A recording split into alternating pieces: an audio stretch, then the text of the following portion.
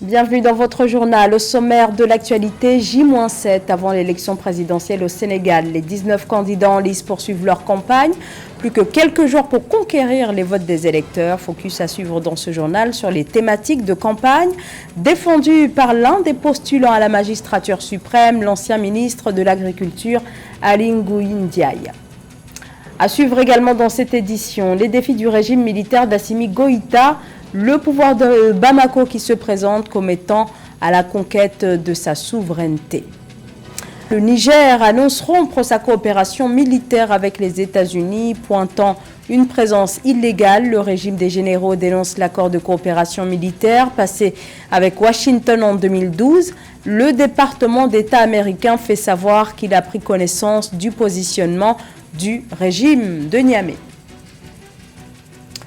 On ouvre ce journal par ces appels au calme lancés au Nigeria par des responsables politiques et de la société civile qui, hier, dimanche, ont appelé à la retenue au lendemain de l'annonce de la mort de 16 militaires tués dans l'état pétrolier du Delta au sud du pays. Au moins 16 militaires, dont 4 officiers, ont été tués le 14 mars alors qu'ils étaient déployés dans le cadre d'une mission de conciliation entre les communautés. Pour l'heure, il y a peu d'éléments sur les circonstances exactes de l'attaque qu'ont subi les soldats. Le gouverneur de l'État du Delta a déclaré, je cite, « la prise de toutes les mesures nécessaires pour démasquer les auteurs ». Fin de citation. Plus de 7 millions d'électeurs sont attendus aux urnes dimanche 24 mars. Ils devront désigner le successeur du président sortant Macky Sall. Les 19 candidats sont en lice, sont actuellement en campagne, une campagne express en raison du report du scrutin. Un ancien ministre de l'Agriculture, Aly Ngouille Ndiaye, est l'un des candidats. Focus sur sa candidature et son projet de société dans ce sujet de Samantha Saberou Saboubanga. Aly Ngouille Ndiaye, en lice à l'élection présidentielle du 24 mars, défend le programme intitulé « Le Sénégal en priorité ». Polytechnicien ayant géré d'importants portefeuilles ministériels durant ces 12 dernières années aux côtés du président sortant Macky Sall, avant de s'affranchir pour aller à la conquête des suffrages des Sénégalais, Aly Ngouille Ndiaye est né le 16 août 1964 à Linguère dans la région de Louga.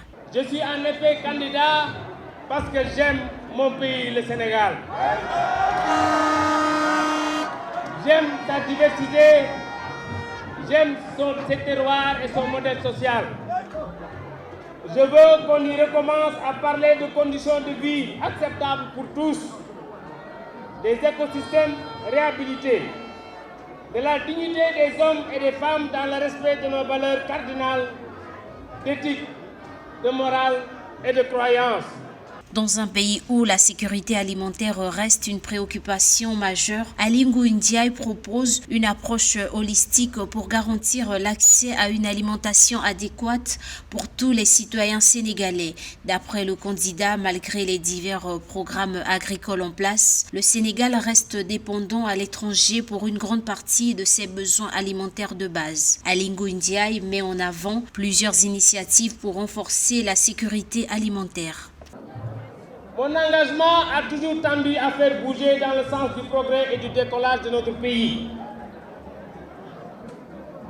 Pour atteindre ces objectifs qualitatifs, nous devons commencer par changer nous-mêmes et rompre avec certaines habitudes fâcheuses, telles la gabegie, la malgouvernance, la corruption, l'arrogance, le népotisme, mais aussi l'oisiveté, l'attrait du gain facile, l'indiscipline et le non-respect des symboles de la République.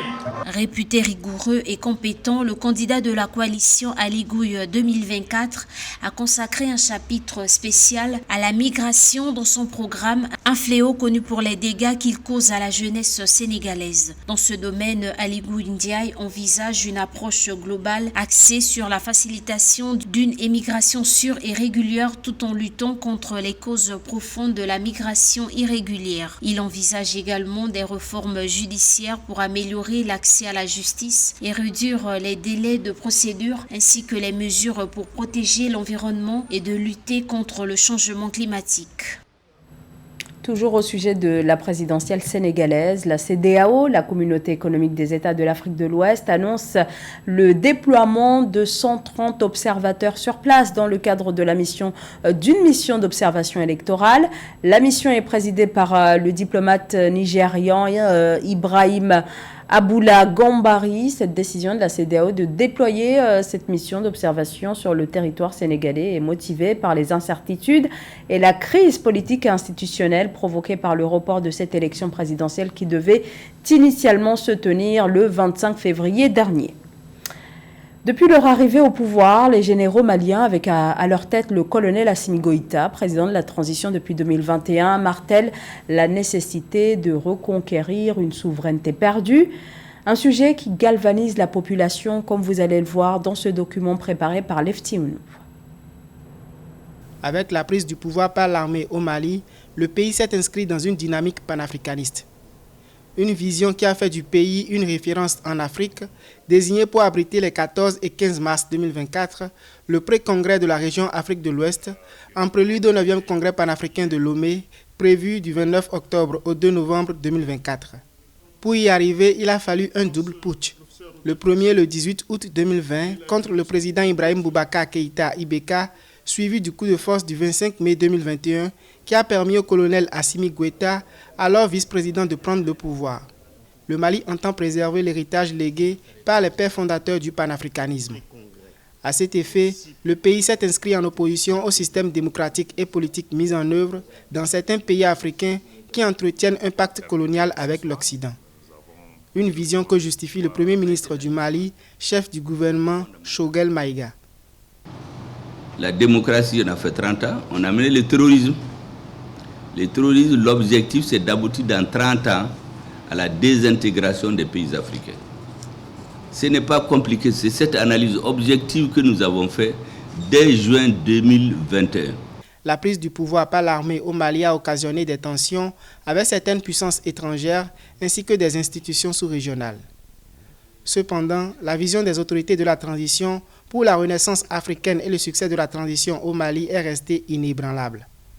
Le pays a affiché sa capacité de résilience grâce au rôle déterminant du peuple malien, des forces armées maliennes FAMA et du pouvoir de la transition. Quand un homme a confiance en lui, il peut tout faire. Les Mali a eu confiance en lui grâce à son armée. Imaginez-vous que quand on a pris Kidal, quand il y a eu des morts, les services secrets des pays occidentaux ont tué les Maliens dans le bateau Tombouctou. La CEDEAO a fait une réunion, ils n'en ont même pas parlé. Aux Nations Unies, ils ne se sont même pas entendus sur une lettre de condoléances aux Maliens. Donc nous avons compris qu'il faut qu'on prenne notre destin en main. Plusieurs prouesses sont mises à l'actif du Mali face au terrorisme et de la renaissance du panafricanisme. Au nombre de ceux-ci, la prise de Kidal, autrefois base arrière des terroristes, lors de la présence des forces onusiennes et de l'armée française sur le territoire malien.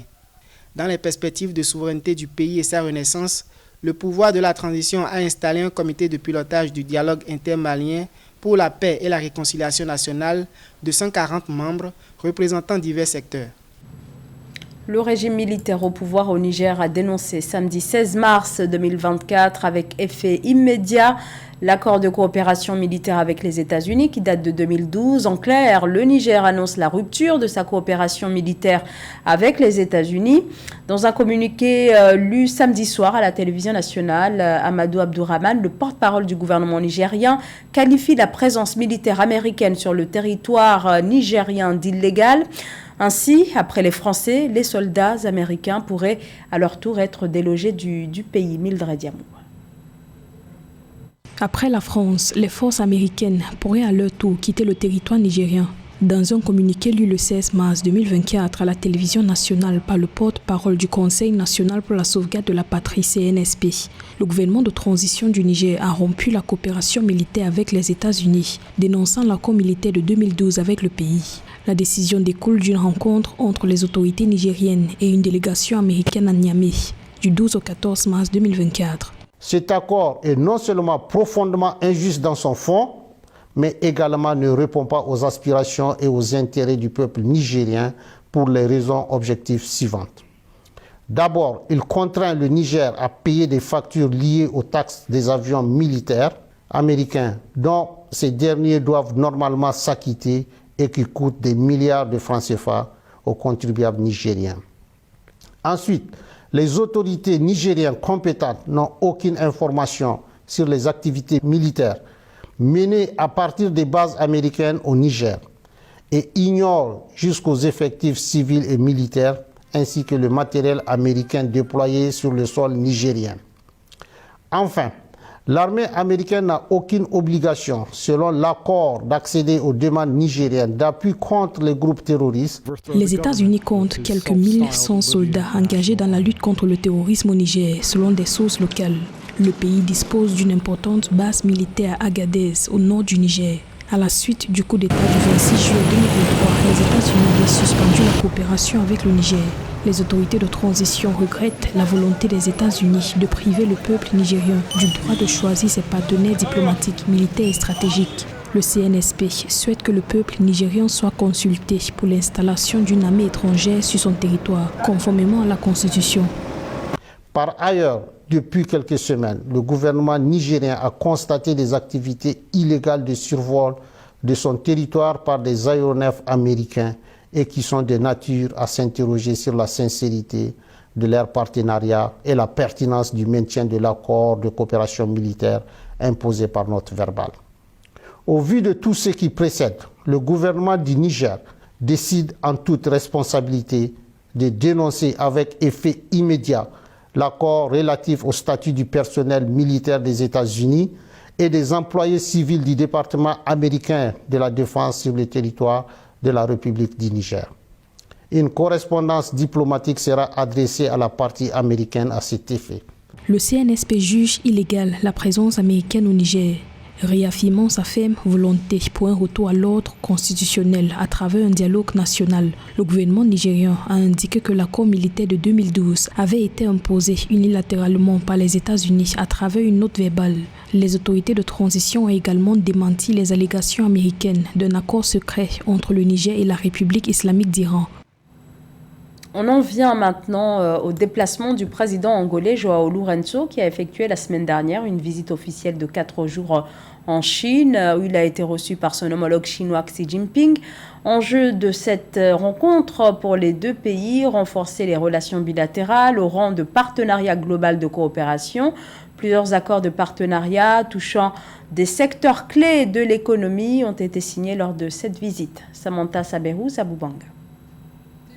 En visite de travail en Chine, le président angolais Joao Lourenço s'est entretenu avec son homologue chinois Xi Jinping le 15 mars 2024 en vue de renforcer la coopération entre les deux pays. Les deux présidents ont signé plusieurs accords dans les domaines du sport, du commerce, de l'agriculture, du développement rural, des infrastructures numériques, entre autres. L'Angola est l'un des pays africains au coût de la vie le plus élevé. Ceci est dû à un manque d'industrialisation, mais aussi à une monnaie qui est très coûteuse pour l'économie angolaise. Cette situation devrait permettre à l'Angola d'importer encore plus des investissements directs étrangers visant à produire localement et avoir un tissu industriel assez fourni. Et la Chine pourrait être le meilleur partenaire pour ce genre de transactions, permettant aux Chinois de délocaliser certaines industries dans le secteur de la fabrication des produits de grande consommation et aussi dans le secteur de la fabrication des produits qui pourront être réexportés dans le cadre de la ZLECAf. Les échanges commerciaux entre la Chine et l'Angola se sont établis à environ 22 milliards de dollars en 2022, soit une augmentation de 30% des relations commerciales entre les deux pays. En 2022, l'Angola a retrouvé sa position de deuxième partenaire de la Chine en Afrique derrière l'Afrique du Sud. La Chine possède aujourd'hui 56% de la dette nationale angolaise pour un montant total de 17 milliards de dollars, sans compter les prêts contractés auprès du China International Fund et ceux contractés par la compagnie nationale pétrolière Sonangol, selon les dires du président Joao Lourenço. Donc l'Angola a vraiment besoin de partenaires, mais d'une diversification de partenariats, incitant ces partenaires à créer localement des industries industrialisante. Donc, une dette de 17 millions de dollars est très, très préoccupante, mais il faut la regarder sur le prisme d'une dette qui sera rééchelonnée, qui sera peut-être aménagée, mais inviter les Chinois à augmenter le volume de leurs investissements directs étrangers. L'Angola encourage davantage d'entreprises chinoises à investir et s'établir dans le pays, à prendre une part active au processus de diversification économique de l'Angola et à constamment approfondir le partenariat stratégique Chine-Angola. La pratique de l'escrime comme thérapie pour combattre les traumatismes et évacuer la violence, c'est le message de Meldry Dissivouloud dans son film actuellement en tournage à Brazzaville. Dans celui-ci, le producteur présente cette discipline sportive, l'escrime, comme pouvant être une seconde chance pour certains jeunes en quête de repères. Reportage de notre correspondant d'Eva Panzou. Le réalisateur congolais Dinel De Souza s'est associé au Synergie Club d'Escrime pour rendre effectif le tournage du film Escrime à Brazzaville. Ce film, dont l'idée est venue de Meldry Dissivouloud, vise à dissuader la délinquance juvénile et à encourager la reconversion d'ex-délinquants par la pratique de l'escrime, une discipline sportive peu répandue en République du Congo. Un challenge relevé par les initiateurs du projet, malgré le manque de moyens suffisants. En tant que jeune, on a pensé quand même proposer une piste de solution pour pouvoir remédier à ce phénomène. Donc c'est les occuper à la partie de l'escrime. Et comme vous pouvez le constater, c'est plusieurs jeunes comme ça qu'on a occupés. On les a formés au jeu d'acteur et aussi à la partie de l'escrime. C'est grâce à ses moyens personnels que le producteur a supporté toutes les charges liées à la réalisation de ce projet, nonobstant le soutien de certaines personnes de bonne volonté. Ce projet cinématographique, qui traite un phénomène social qui implique la jeunesse congolaise, a suscité l'adhésion des jeunes qui ont accepté de jouer le jeu d'acteur. Et dans ce tournage, j'ai eu à jouer le rôle d'un assassin en fait. L'escrime, c'est un sport noble. Donc nous voulons que nous puissions lancer un appel à travers la jeunesse qui vient nous rejoindre pour que nous puissions continuer à travailler avec eux.